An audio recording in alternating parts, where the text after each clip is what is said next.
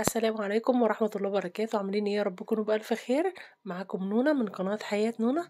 النهاردة بقى جايلكوا بصينية جلاش تحفة بالجبن طب ما بدل بقى ما نقعد نتكلم كتير، نشوف الفيديو عملناه ازاي ونشوف صينية الجلاش التحفة دي عملناها بايه. هتعجبكم جدا ان شاء الله، ومليانة مواد غذائية كلها، بروتين بقى على خضار على كل حاجة على نشويات. يلا بينا نبدأ الفيديو ونقول بسم الله الرحمن الرحيم.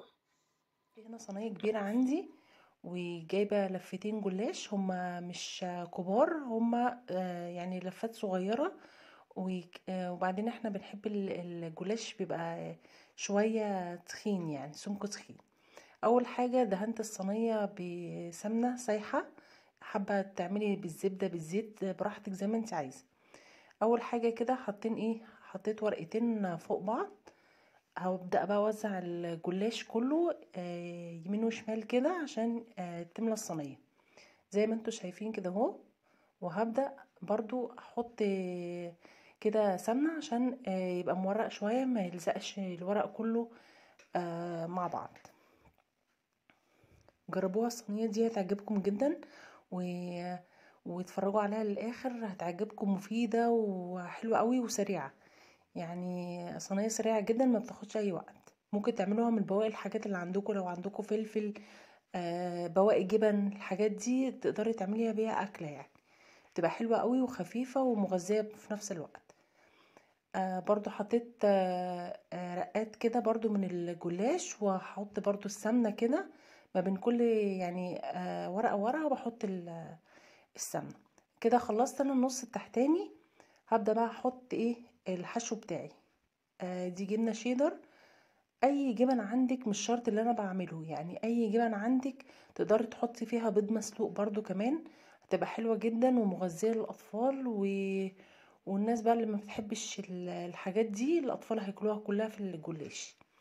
كده انا حطيت الجبنة الشيدر خلاص زي ما انتوا شايفين، وزعتها كلها في الصينية دي. برضو طماطم وشايلة منها القلب بتاعها عشان ما تنزلش ميه، حابة تحطيها متقطعة كده بحالها براحتك. انا هنا كنت شايله منها القلب. هبدا برضو اوزعها في الصينيه كده كلها. وقبل كده برضو كنت عامله لكم صينيه الجلاش بالفراخ، كانت حلوه جدا، هبقى اسيب لكم اللينك بتاعها في صندوق الوصف او اول تعليق مثبت. ودي جبنه قريش، طبعا معظم الاطفال ما بتحبش الجبن القريش ولا بتاكلها ولا اي حاجه، تقدري تحطيها جوه الجلاش. لو انت عندك ما مش هيقدروا يعني يفرقوها، فبياكلوا القطع على بعض كده، فمش بيقدروا يفرقوا دي ايه ودي ايه، هما عاجبهم الطعم. زي ما انتوا شايفين كده، هي جبنة القريش دي مفيدة جدا برضو. وده فلفل الوان احمر واصفر. عندك اخضر حطي، عندك عايزة تحطي فلفل حراق حطي، هتبقى حلوة جدا. زي ما انتوا شايفين كده اهو حطيت كله. والزيتون حابة تحطي اضافات تانية حطي، اللي عندك حطيه، تبقى حلوة ومفيدة وسهلة. يعني احنا عارفين ان احنا كل يوم بنقول هناكل ايه هناكل ايه، ولو سألت الموجود في البيت يقولك اي حاجة. ايه اي حاجة دي ما يعرفوش ولا انت عارفة. فاي حاجة كده بقى بتقضي الغرض وخلاص، بصراحة تغيير يعني، وبتبقى حلوة جدا على فكرة، طعمها حلو جدا يعني. يا رب بس الفيديو يعجبكم. وهنا حطيت الجبنة الموتزاريلا زي ما انتوا شايفين كده اهو. هبدأ برضو احط اللفة التانية اللي معايا من فوق بقى، برضو هوزعها بنفس الطريقة يمين وشمال كده عشان الصينية بقولكوا كبيرة.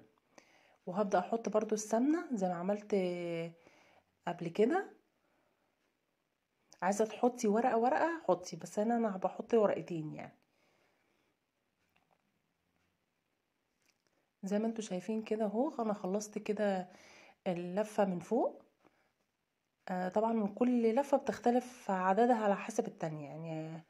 هبدأ بقى اقطعها، لازم تقطعيها قبل ما تخش الفرن ولازم تكوني مولعه الفرن عشان يبدأ يسخن معاكي وطبعا هتحطيها كل واحد يعني بدرجة متوسطة، يعني عشان الافران كلها ما بتبقاش زي بعض، في نار عالية، في نار هادية، في نار متوسطة، فكل واحد بيبقى عارف يظبط الفرن بتاعه على يعني نار متوسطة.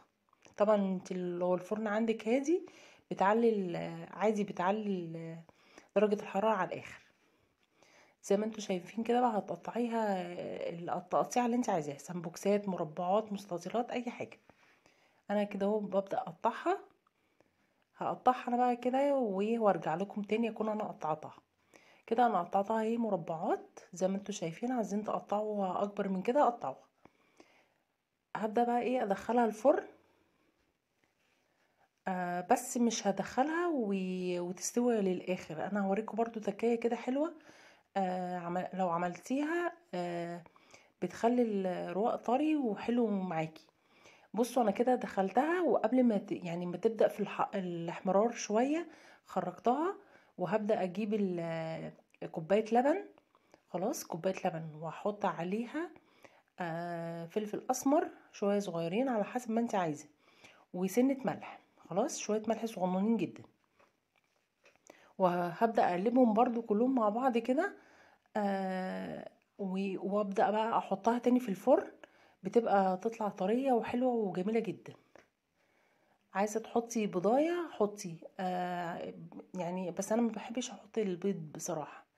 انت عايزة تحطي بضاية حطي كده برضو هتبقى حلوة. يعني في ناس بتحب تاكل حاجات بالوش كده بالبيض. بس انا بصراحة ما يعني مش بفضله، يعني انا عن نفسي يعني. بس كده هقلب بقى واحط كوباية اللبن دي اسقي بيها الجلاش كله. هبدأ بقى اوسع كده عشان تشوفوا برضو اهو. دي بتخليها طرية كده وتطلع حلوة قوي معاكو. جربوا التركاية كده قبل ما تخش في الاحمرار والتسوية الجامدة. خرجوها من الفرن واسقوها باللبن. هتبقى معاكي طرية قوي وحلوة ومش هتنشف معاكي خالص.